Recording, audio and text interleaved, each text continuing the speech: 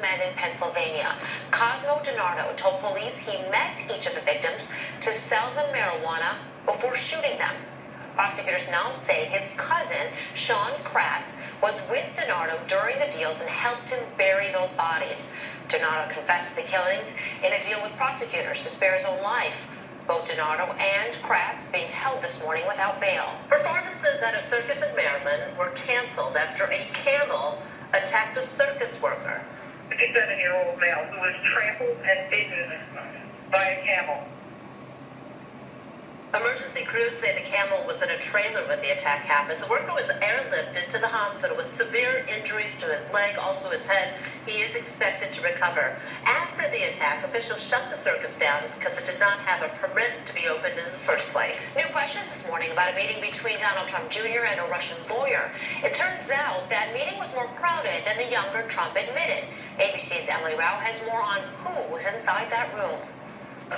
President Trump was enjoying the action Friday at his Bedminster, New Jersey golf club where the U.S. Women's Open is being played.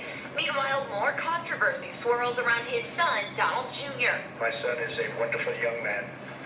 He took a meeting with a Russian lawyer, not a government lawyer, but a Russian lawyer. Don Jr. agreed to the meeting after emails claimed he would be seeing a Russian government attorney with incriminating information on Hillary Clinton. Now another person, Rinat Akhmetshin, once accused of having been a Soviet military counterintelligence officer, admits he was also in the room. Akhmetshin tells the Associated Press he did serve in a Soviet military unit that did some counterintelligence work, but he insists he was not trained as a spy. He was born in Russia and is now a Washington lobbyist and a U.S. citizen.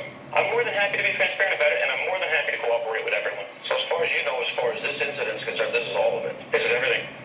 This is everything.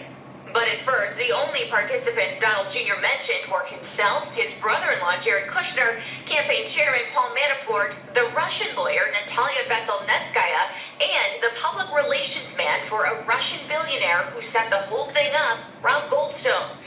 Now we know there were at least two other people at that meeting, the Russian-born lobbyist and a Russian interpreter. The Russian lobbyist also tells the Washington Post the lawyer left behind documents for the Trump team, but didn't say what was in them. Emily Rao, ABC News, Washington. And up next...